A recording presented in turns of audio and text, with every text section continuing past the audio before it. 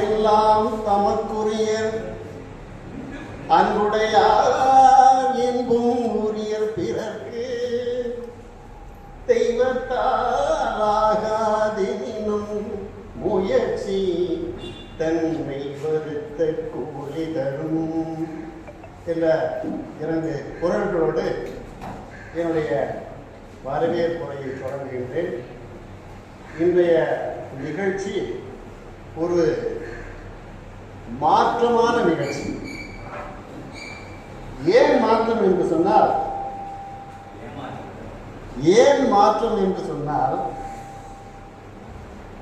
இந்த நிகழ்ச்சியிலே பங்கேற்பதற்காக ஏற்கனவே திருக்குறளை முற்றோதி பரிசு பெற்ற சிறப்பு பெற்ற மாணவர்கள் இன்றைக்கு நம்முடைய மேடையை அலங்கரிக்கக்கூடிய வாய்ப்பு நமக்கு கிடைத்திருக்கிறது.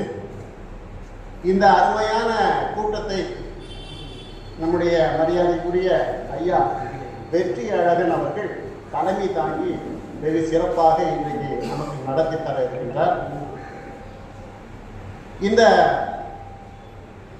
நிகழ்ச்சியிலே ஒரு குறள் விளக்கம் தருவதற்காக ஐயா புலவர் ராமகிருஷ்ணன் அவர்கள்,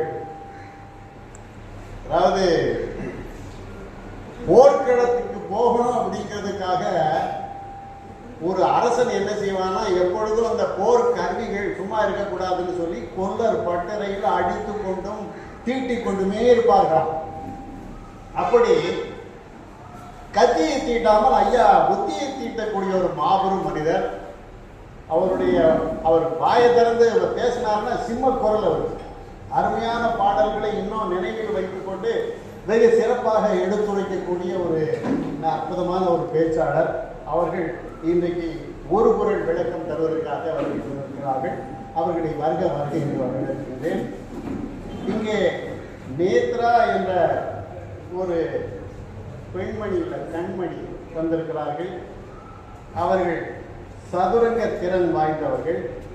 ஏற்கனவே திருக்குறளை ஓதியவர்கள் என்ற காரணத்தினால் இந்த திருக்குறள் பேரவையிலே அவர்கள் கலந்து கொண்டு அவர்களுடைய திறனை வெளிக்காட்ட இருக்கின்றார்கள்.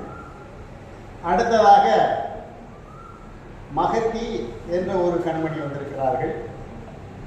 இவர்கள் தனியார் தொலைக்காட்சியிலே பாடி பரிசு பெற்றவர்கள். இந்த மகத்தி அப்படிங்கிறதே ஒரு ராகம்.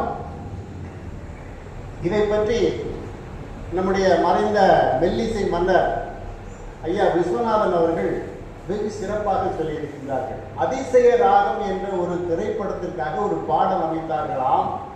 அதிலே அதிசயமான ஒரு ராகம் வேண்டும் என்று சொன்னார்களாம். அந்த ராகம் எங்கே இருக்கிறது? ஏற்கனவே இருக்கிறது. ராகங்கள் புதியதாக உருவாவதில்லை. 72 மேளகர்த்தா ராகங்களுக்குள்ளே இருந்து பிறக்கக்கூடிய ராகங்கள் தான் நிறைய இருக்கிறது. அந்த ராகங்களிலே ஒன்று மகத்தி. அந்த ராகத்திலே நீ பாட்டை போடலாமே என்று நம்முடைய ஐயா அவர்கள், அந்த விஸ்வநாதர் அவர்கள் அந்த பாட்டை அந்த ராகத்திலே போட்டு விட்டார்கள். அதிசய ராகம் ஆனந்த ராகம் அழகிய ராகம்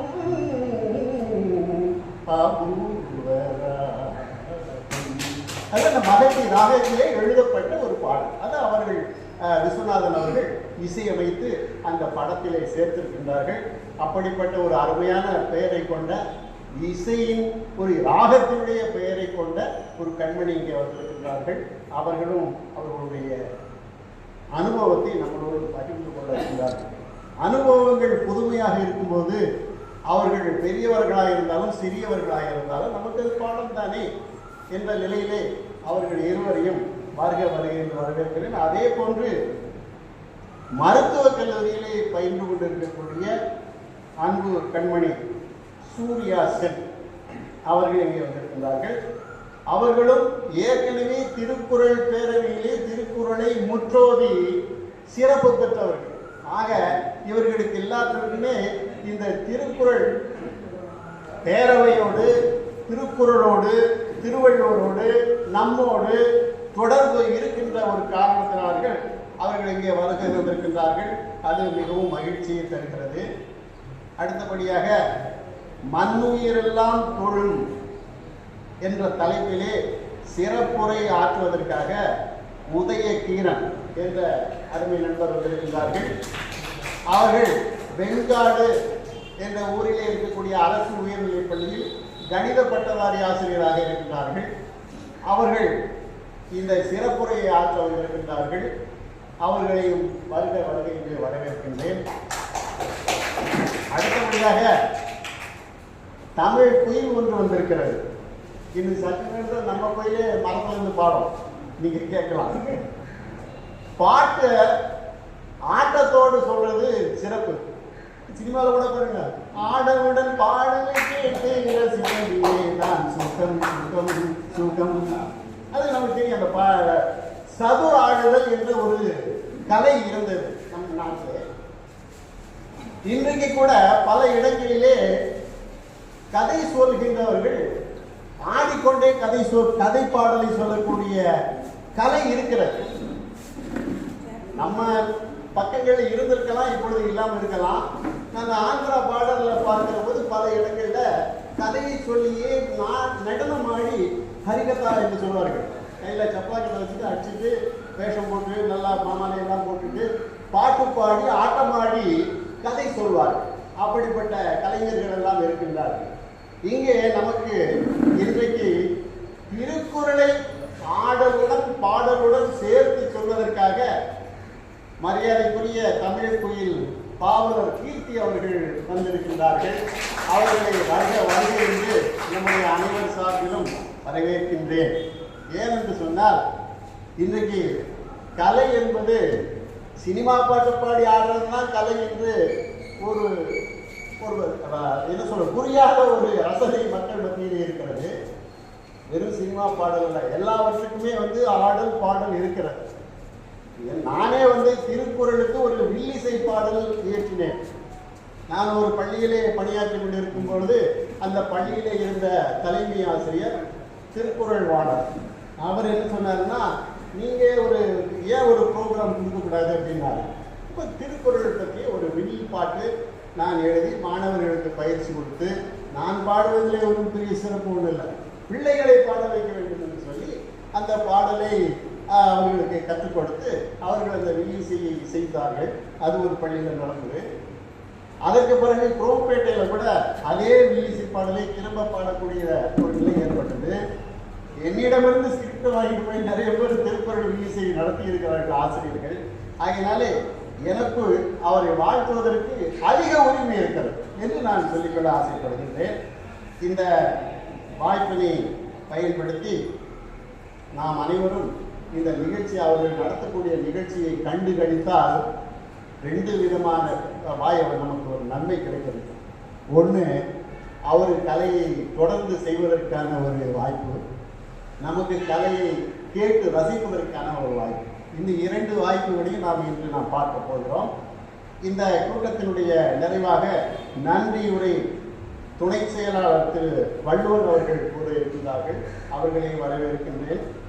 இங்கே வருகை தந்திருக்கக்கூடிய குறள் வாணர்கள் அனைவரும் மரியாதைக்குரியவர்கள், பெருமைக்குரியவர்கள்.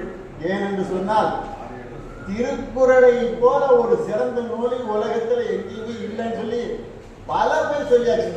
சென்ற கூட்டத்தில் கூட நம்முடைய மரியாதைக்குரிய செல்வராஜ் ஐயா அவர்கள் பிற நாட்டு அறிஞர்கள் எவ்வாறு திருக்குறளை போற்றி இருக்கிறார்கள் என்று ஒரு அருமையான ஒரு உரை கூட நிகழ்ச்சி இருக்கின்றார்கள். அதனால இதில் நாம் சந்தேகப்படுவதற்கான எந்த வாய்ப்பும் இல்லை. திருக்குறள் நிச்சயமாக உலகத்திலேயே ஒரு சிறந்த நூல். அந்த திருக்குறளை பெருமைப்படுத்துவதற்காக மட்டுமில்லை, அந்த திருக்குறளுடைய பெருமையை நாம் உள்வாங்கிக் கொள்ள வேண்டும். திருக்குறளுக்கு பெருமையை நம்ம சேர்க்க போறதில்லை.